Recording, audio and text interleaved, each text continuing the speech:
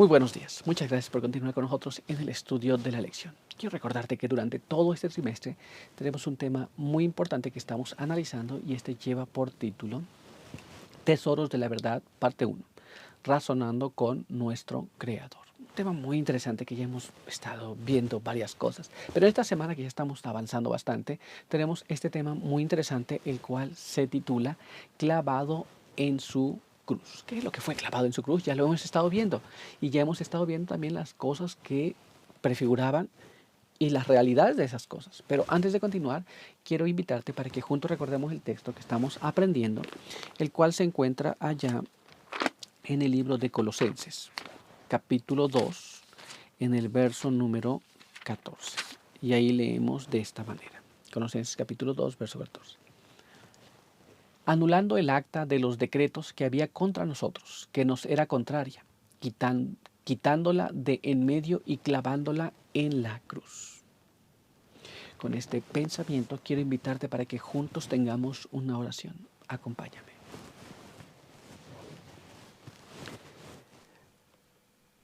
Padre eterno que está en los cielos, santo y bendito sea su nombre. En esta hora queremos agradecer porque nos permite encontrarnos aquí para poder juntos compartir la palabra del Señor. Queremos agradecer por su cuidado, sus protecciones y ahora queremos pedir que su buen espíritu venga en nuestro medio para que podamos entender las cosas que hemos de estudiar. Quede con nosotros ahora, ayúdenos en todo, en el nombre de Jesús. Amén. Muy bien, pues vamos a continuar y vamos a ver el apartado que tenemos para el día de hoy. Así que acompáñame. El apartado para el día de hoy lleva por título ¿Por qué fue abolida? Y nuestra primera pregunta nos dice así. Mientras las ceremonias se llevaban a cabo continuamente en el templo, ¿en qué creía Israel como su esperanza de salvación?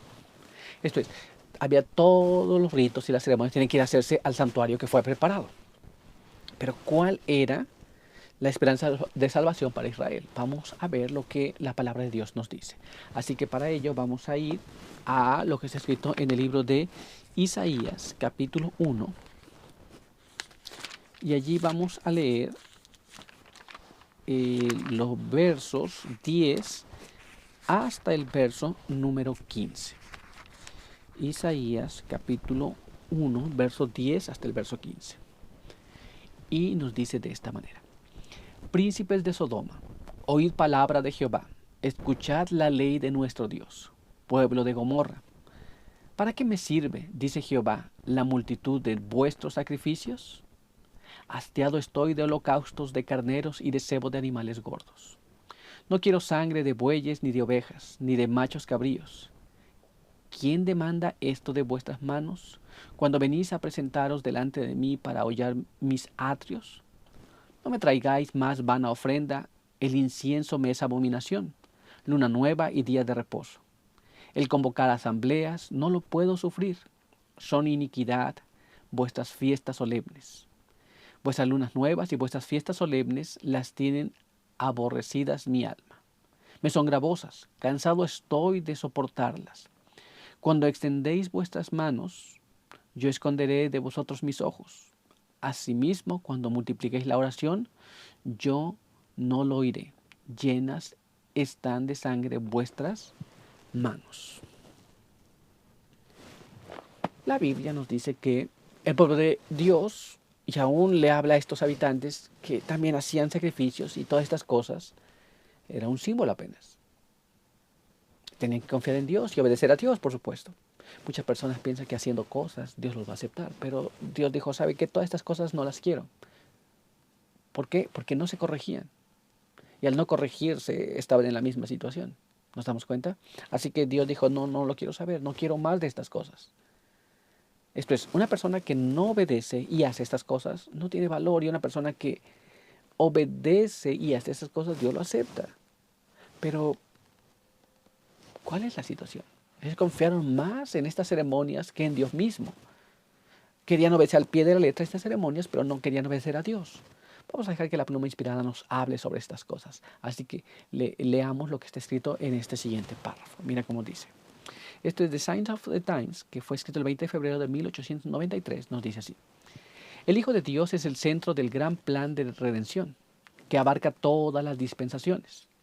Es el Cordero que fue inmolado desde el principio del mundo. Es el Redentor de los hijos e hijas caídos de Adán en todas las épocas de la prueba humana. Cristo es la sustancia o cuerpo que proyecta su sombra hacia las dispensaciones anteriores.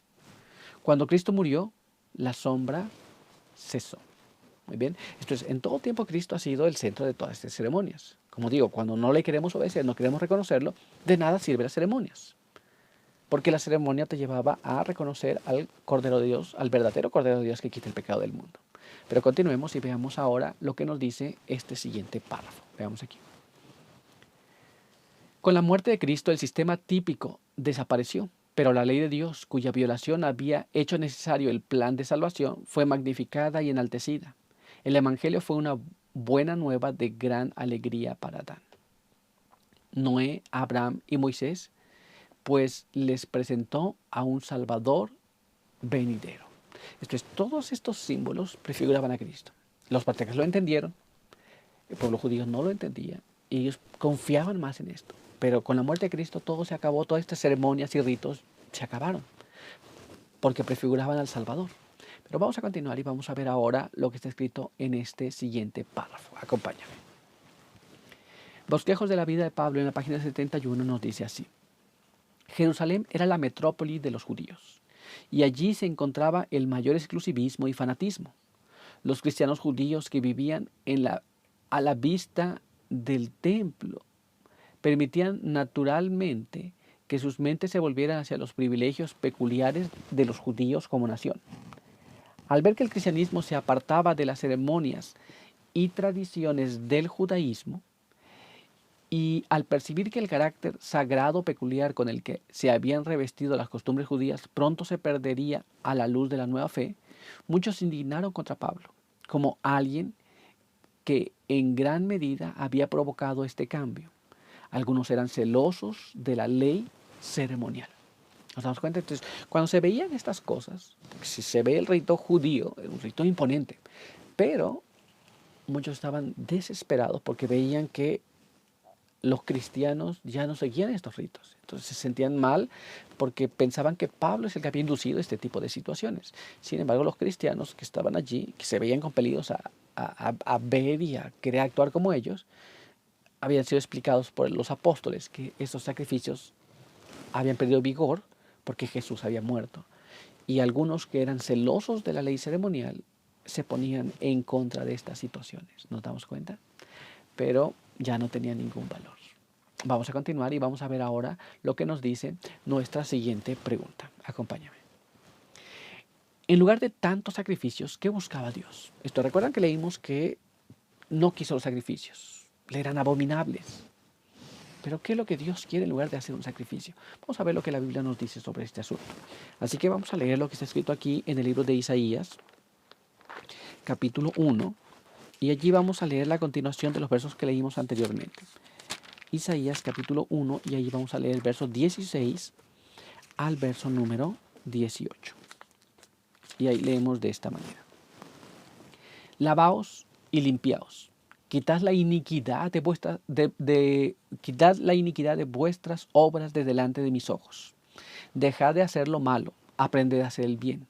Buscad el juicio, restituid al agraviado, haced justicia al huérfano, amparad a la viuda. Pedid luego, dice Jehová, y estaremos a cuenta. Si vuestros pecados fueren como la grana, como la nieve serán emblanquecidos. Si fueren rojos como el carmesí, vendrán a ser como blanca lana. Dios quería un corazón recto, Dios quería que la gente mejorara sus caminos, no quería que quedaran como estaban, ofrecían ceremonias pero viviendo como querían. Dios quiere justicia, quiere rectitud. Muy bien, pero ¿qué más nos dice la Biblia? Vamos a ver lo que está escrito ahora en el libro de los Salmos, en el capítulo 51. Y allí vamos a leer los versos 17 al verso 19. Y dice así: los sacrificios de Dios son el espíritu quebrantado, el corazón contrito y humillado. No despreciarás tú, oh Dios. Haz bien con tu benevolencia a Sión. Edifica los muros de Jerusalén. Entonces te agradarán los sacrificios de justicia. El holocausto u ofrenda del todo quemada. Entonces ofrecerás becerros sobre tu altar. La Biblia nos dice que Dios quiere un espíritu quebrantado, un corazón contrito y humillado. Entonces los sacrificios tienen valor. Pero si yo hago sacrificios y no tengo esto, entonces no tiene ningún valor. Y así se encontraba el pueblo en aquel entonces. Y en la actualidad puede ser que muchos nos encontremos de esta manera. Por eso tenemos que tener mucho cuidado. ¿Nos damos cuenta? Pero vamos a continuar y vamos a ver ahora lo que nos dice nuestra siguiente pregunta. Veamos aquí. ¿Qué aporta el plan de salvación por medio de la sangre de Jesucristo que el sistema de sacrificios fue incapaz de hacer? Entonces, ¿qué es lo que puede hacer la muerte de Cristo? Porque fue derramada sangre, pero los sacrificios de animales no podía hacer. Vamos a ver lo que la Biblia nos dice sobre este asunto. Vamos a leer lo que está escrito aquí en el libro de los Hechos, capítulo 4, y allí vamos a leer el verso número 12. Y en ninguno otro hay salvación, porque no hay otro nombre bajo el cielo dado a los hombres en que podamos ser salvos. Esto es, los animalitos cumplieron una función al ser sacrificados en el rito de ceremonias que ellos tenían, pero no podía haber salvación salvo en Jesús. ¿Nos damos cuenta? Pero vamos a ver qué más nos dice la Biblia, así que vamos a leer lo que está escrito aquí en el libro de Hebreos, en el capítulo 7, que allí vamos a leer los versos 28 y después vamos a leer el verso número 19. Y nos dice así.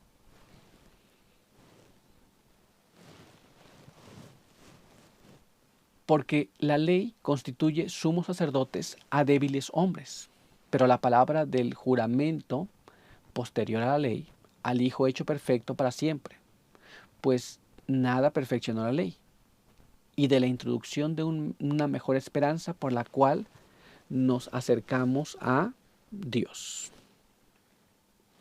Así que por medio de la ley de ritos y ceremonias nada se perfeccionó, porque tenía que estarse ofreciendo constantemente y el sacerdote moría y tenía que ponerse otro.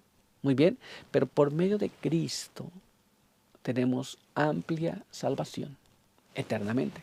Pero vamos a dejar que la pluma inspirada nos hable sobre este asunto, así que vamos a leer lo que está escrito en este siguiente párrafo. Acompáñame. The Signs of the Times, que fue escrito el 20 de febrero de 1893, nos dice así. Una luz más clara y gloriosa brilla ahora sobre el cristiano. Los que vivieron antes de la venida de Cristo esperaban por fe su venida.